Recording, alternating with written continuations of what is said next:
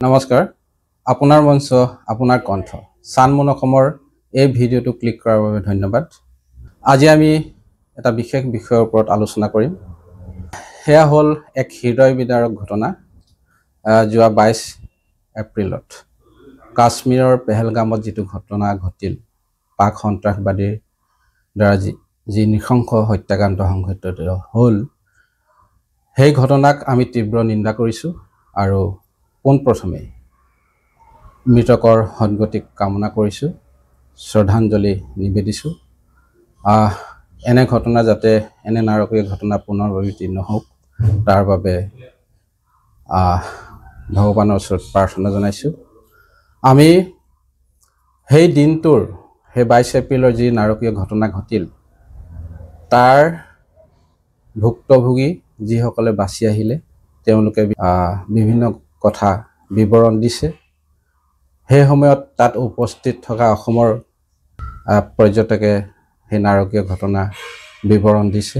মই আজি আপোনালোকক সেই ঘটনাৰ কিছুদিন পূৰ্বে পেহেলগামত উপস্থিত হোৱা মৰাণৰ এহাল দম্পতীৰ কাষলৈ আহিছোঁ। তাত কেনেকুৱা পৰিৱেশ আছিল, যোৱা 22 এপ্ৰিলৰ পূৰ্বৰ এমাহমান পূৰ্বে তেওঁলোকে তালৈ গৈছিল। তাত সেই সময়ত কেনেকুৱা পৰিৱেশ আছিল আৰু 22 এপ্ৰিলত কি ঘটি গ'ল সেয়া সকলোৱে জানে। তেওঁলোকৰ পৰা আমি জানিব বিচাৰিম। তেওঁলোক হ'ল মৰাণৰ ময়ূৰজ্যোতি সোণোৱাল আৰু তেওঁৰ নৱবিবাহিতা পত্নী পৰিস্মিতা চাংমাই সোণোৱাল। আপোনালোকক স্বাগতম জনাইছোঁ। নমস্কাৰ। কেতিয়া যোৱা হৈছিলে তালৈ? আমি 7 তাৰিখে গৈছিলোঁ। 7 তাৰিখে 7 মাৰ্চৰ পৰা 15 মাৰ্চলৈকে হয় আমি তাতে আছিলোঁ পেহেলগামত। পেহেলগামত নহয়, পেহেলগামত আমি দুদিন আছিলোঁ। দুদিন, হয়। তেতিয়া পৰিৱেশ কেনেকুৱা আছিলে তাত? তেতিয়াতো খুব শান্ত পৰিৱেশ আছিলে। হয়, দেশী বিদেশী পৰ্যটক আছিলে। তেতিয়াতো বৰফে আৱৰি আছিলে আৰু ধুনীয়া দৃশ্য। হয়, আৰু তেতিয়া ভাৰতীয় সেনা বাহিনীৰ টহলদাৰী গোট দেখা গৈছিলে নে? সেনা বাহিনীটো আছিলেই, ৰাস্তাই ঘাটে য'তে ত'তে কেম্প আছিলে অলপ দূৰ মূৰে মূৰে। চেক কৰিছিলে নাই? চেক টুৰিষ্ট গাড়ী চেক কৰা নাছিলে নহয় জানো? হয়। আৰু তেতিয়াতো তেনেকুৱা সন্ত্ৰাস হোৱা নাছিলে তাত? নাই, তেনেকুৱা একদম শান্ত পৰিৱেশ আছিলে। শান্ত পৰিৱেশ। আৰু যিটো ঘটনা ঘটিল বৈশৰণ ভেলী, মিনি ছুইজাৰলেণ্ড বুলি কোৱা হয় ভাৰতৰ, তাত যোৱা হৈছিলে নেকি? আমি সেই ভেলীখনলৈ নগ'লোঁ। হয়, আমি পেহেলগামত থকা আৰু আন 3খন ভেলীলৈ গ'লোঁ। হয়, আৰু ভেলী, বেতাব ভেলী আৰু চন্দনবাৰী আছিলে। হয়, চন্দনবাৰী ভেলী। সেই বৈশৰণ ভেলীলৈ যাবলৈ ঘোঁৰাত যাবলগীয়া হয়, সেয়ে আমি নগ'লো। হয়। এতিয়া আপোনাৰ পৰা জানিব বিচাৰিম তাত কেনেকুৱা লাগিলে থাকি? তাত যিহেতু আমি যোৱা সময়ততো গোটেই বৰফেৰে আৱৰি আছিলে, এতিয়াৰ যিটো পৰিৱেশ ভিডিঅ'বিলাকত দেখি আহিছোঁ তাৰ সম্পূৰ্ণ বিপৰীত। গতিকে সেইটো সময়ত খুব ভাল লাগিছিল বাৰু। সেনা বাহিনীবিলাককো য'তে ত'তে দেখা পাইছিলোঁ, কিন্তু তেনেকুৱা বিশেষ একো চেকিং হোৱা নাছিলে বাৰু। সেই চেকিং নোহোৱাৰ সুবিধা লৈ উগ্ৰবাদটো আহিলে নেকি? প্ৰৱেশ কৰিবলৈ সুৰুঙা থাকি গ'ল? হ'ব পাৰে, সেইটো এটা কাৰণ। বিদেশী পৰ্যটক যথেষ্ট আছিল চাগে? আছিলে। পেহেলগামৰ কোন ঠাইত থকা হৈছিলে? কেইদিন থকা হ'ল তাতে? 2 দিন পেহেলগামতে আৰু। পেহেলগামতে ন? তেতিয়া যিটো পৰিৱেশ, আজিৰ পৰিৱেশ সম্পূৰ্ণ বিপৰীত। তাৰ পৰা পৰ্যটকসকলে লহৰি ঢাপৰি নিজ স্থানলৈ গমন কৰিছে। সেই তেতিয়া যাওঁতে আৰু গৈছিলে নেকি? অসমৰ পৰ্যটক লগ পোৱা গৈছিলে? অসমৰ পৰ্যটক লগ নাই পোৱা চাগে, কিন্তু তাতে অসমৰ পৰা ভালে কেইজন মানুহ তাত কিন্তু হোটেলত থাকে, তেনেকে থাকে আৰু কাম কৰে। অসমীয়া ল'ৰা লগ পাইছোঁ। এইটো কথা বতৰাত গম পোৱা গ'ল নে কেনেকে? নাই, আমি অসমীয়াত কথা পাতি থকা আমাৰ লগত আৰু এটা কাপল গৈছিলে। তো আমি অসমীয়াত কথা পাতি দেখি সি ল'ৰাটোৱে নিজে আমাক সুধিলে ক'ৰ পৰা আহিছে দাদা বুলি। তেওঁলোক কোন ঠাই আছিলে? লখিমপুৰ আছিলে। হয়।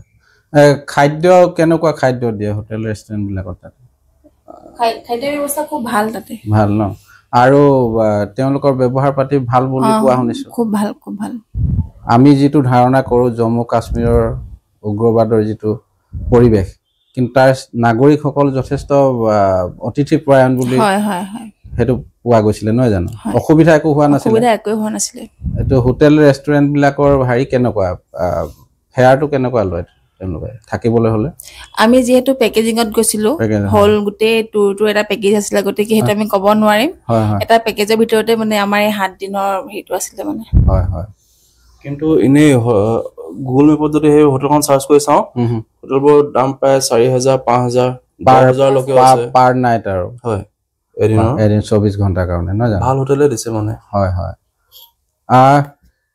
সেই দিনটোৰ কথা যদি 22 এপ্ৰিলৰ কথা মনত পৰে কেনেকুৱা লাগে এতিয়া ভয় লাগে বাছি আহিলো বুলি ভালো লাগে হয় হয় তেতিয়াই যদি হলহেতেন আমি যোৱা সময়তে তেনেকুৱা এটা অনুভৱ হয় হয় তেনেকুৱা অনুভৱ হয় অসমৰ পৰ্যটক যেহেতু তাত বহুত যায় দেখি বিদেশী পৰ্যটক যায় এতিয়া যিটো পৰিৱেশ হ'ল তাত টুৰিজিম সেক্টৰটো যথেষ্ট প্ৰভাৱ পৰিব নহয় জানো এটা মানুহ নোযোৱা হ'ব ভয় কৰিব যাবলৈ হয় তালৈ যাবলৈ দীৰ্ঘদিনীয়া পৰিকল্পনা আছিলে নে অকস্মাত যোৱা হ'ল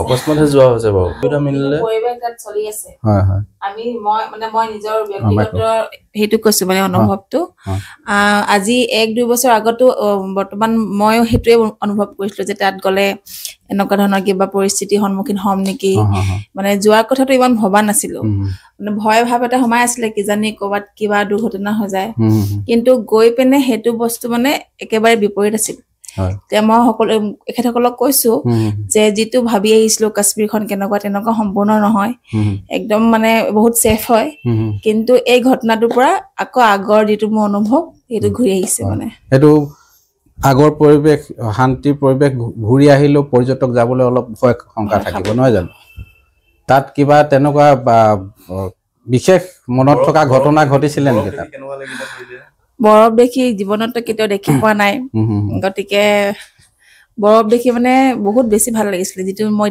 এতিয়াও অনুভৱ মানে মই অনুভৱটো ক'ব অকমান দিগদাৰ হৈছে ক'বলৈ বৰফত বগোৱা হৈছিল নেকি পাহাৰত তেনেকুৱা ট্ৰেকিং ধৰণৰ হয় হয় তাতে গোটেই হেৰিটো চুট জু পোৱা যায় তাৰ গোটেই পেকেজত আছিল নহয় হেতু এক্সট্ৰা মানে কোনটো বস্তু তাত বৰফত যেতিয়া ড্ৰেছ নাই হেবিলাক বেলেগ অকল জেগাত পোৱাই দিয়াটো হে মানে হোটেলৰ পৰা এয়াৰপৰ্টৰ পৰা হোটেলৰ পৰা যি ডখৰ জেগাত আমি যাম তাত পোৱাই দিয়াটো হে হেতু লগতে ব্ৰেকফাষ্ট ডিনাৰ এটো আছিলে বাকি সব নিজৰ ভাড়া আদি কৰি খোৱা বোৱা তাতে আপেলৰ গছ আঙুৰৰ গছ দেখা গৈছিল আমি যোৱা গছ দেখিছিলো কিন্তু আমি যোৱা সময়ত শুকান হৈ আছিলে সেই তাকে আমি তেতিয়া ভাবিছিলো মানে যে আমি ভুল সময়ত আহি গলো মানে বৰফ চোৱাৰ হেপাটো বেছি আছিলে বৰফৰ সিজন হেতু কাৰণে হেতু সময়ত আমি গলোগে কিন্তু তাত যোৱাৰ পিছত আমি অনুভৱ কৰিছো যে নহয় আমি অকনমান দেৰিকে এপ্ৰিল মাহত আহিব লাগিছিল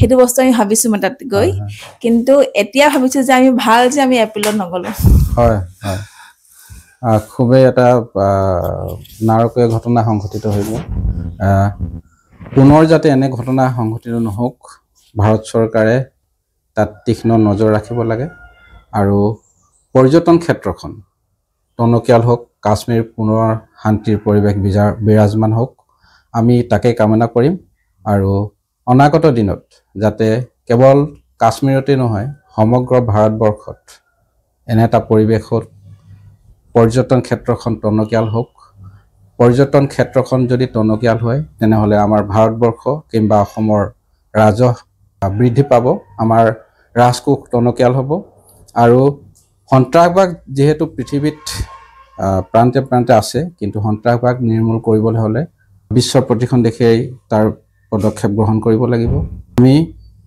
এক শান্তিৰ পৰিৱেশ পুনৰ ঘূৰি আহক তাকে কামনা কৰি আজিৰ এই অনুষ্ঠান সামৰিছো ধন্যবাদ এক দুৰ্গম যাত্ৰা সূৰ্যত উত্তাপ বিচাৰি আমাৰ যাত্ৰা চন্দ্ৰৰ পোহৰৰ দৰে আমি দিম স্বচ্ছ বাৰ্তা আপোনাৰ মঞ্চ আপোনাৰ কণ্ঠ চানমুন অসম